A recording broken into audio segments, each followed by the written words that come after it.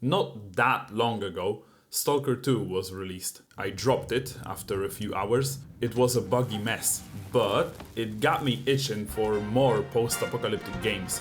The grimy Eastern type. Look no further than the Metro series. These two have more in common than you think. Both GSC Game World, guys who made Stalker, and 4A Games, guys who made Metro, were based in Ukraine. What's more, 4A Games was founded by former employees of GSC Game World. The Metro series bore fruit to 4 games: Metro 2033, Metro Last Light, Metro Exodus, and Metro Awakening. The first two are linear corridor shooters, the last is a VR spin-off I haven't played, but today we're talking about the third one. First of all, scratch the Metro part. I fucking hate that place. It's dark, cold, smells like shit and food fungus. We're leaving that shithole. At its core, the game is not much different than its predecessors and retains their DNA. A story-driven, linear FPS with elements of survival. But it's better in every single possible way. Graphics are better, shooting is better, the story is better, the game is better. You, the player, once again fill the shoes of Artyom, a member of the Spartan Order of the Moscow Metro, desperate to find any signs of life outside the city. While returning from one of your excursions with your wifey Anna, you spot a whole ass train moving through the city. You get caught by a patrol and learn that Curiosity has a loaded AK. After crawling through a pile of bodies, you quickly find a magic video game needle, which immediately brings you back to full health and strength. This is where the exposition part ends and the meat of the tutorial section begins. Then comes the kicker. Moscow's radio silence is being faked by jammers. A little secret your commander and father-in-law, Miller, kept hidden. You steal the train you spotted earlier and escape your captors. Miller is declared a traitor and all the Spartans are forced to flee the metro with you.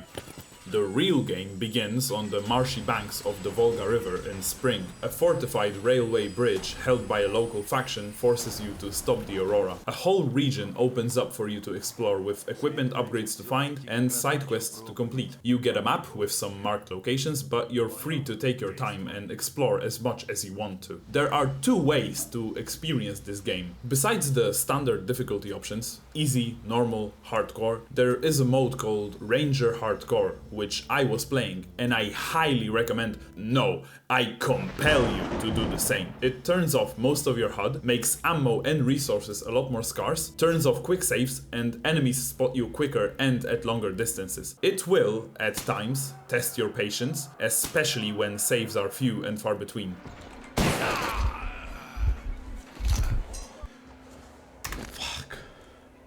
Fuck. But it is one of the most immersive gaming experiences I've had, and it's the one I'm going to judge it by. With difficulty out of the way, let's talk about gameplay. You will be doing one of 3 things: exploring, killing, or crafting. Let's start with exploring. All levels are filled to the brim with optional stuff to collect. Audio tapes and notes that flesh out the world building and lore, ammo to kill stuff, resources to craft stuff, and equipment upgrades like more ammo pouches, an arm compass, or even night vision goggles. It's worth checking every nook and cranny. Even though I was playing on Ranger Hardcore, my loot-loving goblin ass never ran out of ammo and resources after the first region. While wandering about, Artyom might start heaving and choking randomly. It's either time for you to delta the fuck out or put on your gas mask. Watch your filters though. They are difficult to find and craft, and they run out fast. The other obstacle you might encounter is enemies, humans or mutants. You can kill them loudly, kill them stealthily, or, if possible, sneak around. Mutants are always safe to slaughter. Humans, however, well, there will be consequences should your trigger finger become a little too excited. Unfortunately, all the running and killing makes your guns dirty, damages your equipment and depletes your ammo. But your backpack should now be full of resources you can put to good use if you find a workbench. With these babies, you can fix yourself up and craft more ammo, throwables, medkits, filters. There are 2 crafting resources you'll be collecting: mechanical and chemical. Keep an eye out for the chemical resources especially. You're gonna need a lot to keep your guns from jamming. Once you're done with with the main objectives, you and your crew move on and a new level begins. During travel time between major missions, there are short sections where you can walk around the Aurora and check up on your crew members. Artyom is a silent protagonist. Kinda. He speaks during loading screens, describing current events and giving you a small glimpse into his point of view. So you'll mostly be hearing long monologues or listening to other people's conversations. These are entirely optional. If social interactions scare you, you can go up to the map in the cab of your train and start the next mission. Though it's worth hearing your crew members out. Most of them don't get much screen time during major missions. You're mostly alone while on foot, so the majority of their character building happens in these sections. And there's something soothing and tranquil about listening to someone's tragic backstory while passing through destroyed villages with a newspaper cigarette in your hand. One could even say it's quite immersive. And goddamn does this game knock it out of the park in the immersion department. It swallows you whole. No health bars, stamina bars or enemy indicators. It's just you and the world. Kurwa, nie pikaj mi. No health bars, stamina bars or enemy indicators, it's just you and the world in front of your eyes. And all the information you need is conveyed organically. You can see the time of day and so does Artyom because you check it on his watch. There are no condition bars on your guns, they just get dirtier and dirtier and start jamming. That's how you know it's time to clean your shit. When your gas mask gets damaged, it cracks and starts leaking. You press a button and tape it up, but now you have a grey rectangle limiting your field of vision until you can find a workbench and fix it. Every new level brings on a twist to keep things fresh. Volga is an open, depressing and grey post-Soviet level. Then you get a short, guns blazing horde shooter stage. Then a free Mad Max game inside your Metro game. A sandbox level, if you will. And then a couple more.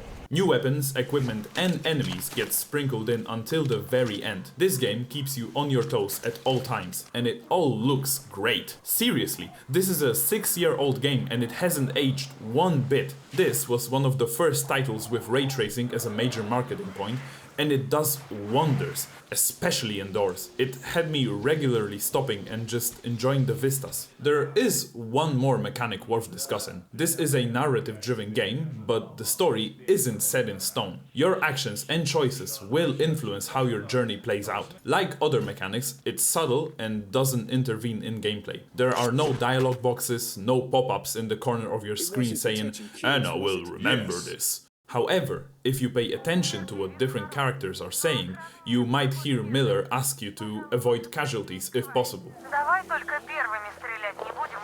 You can go ahead and ignore these requests. Just bear in mind that not everyone from your crew is guaranteed to see the final destination of Aurora's journey. Specific audio cues will play during story-crucial moments, indicating whether your actions were good or bad.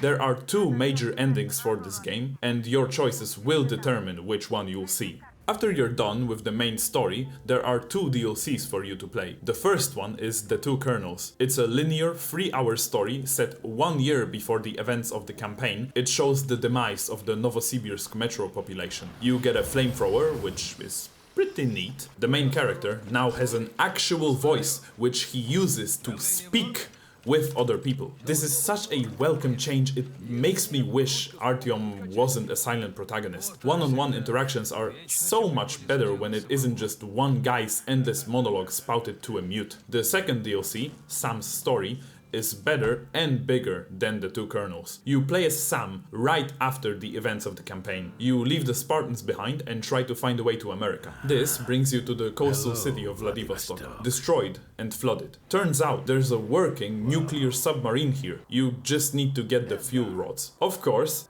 different people want the submarine for different purposes, so the plot may happen. Cue human conflict, exploring the flooded city, and many shootouts with both man and monster. Good news, the karma system is back, and there are 2 endings for you to experience. Even more good news, new guns. It never gets boring to have even more ways to kill people. I adore this DLC, and Sam carries the whole thing. I played with the Russian dub, and recommend you do the same. His many Americanisms, breaking through the heavily accented Russian, are a joy to listen to.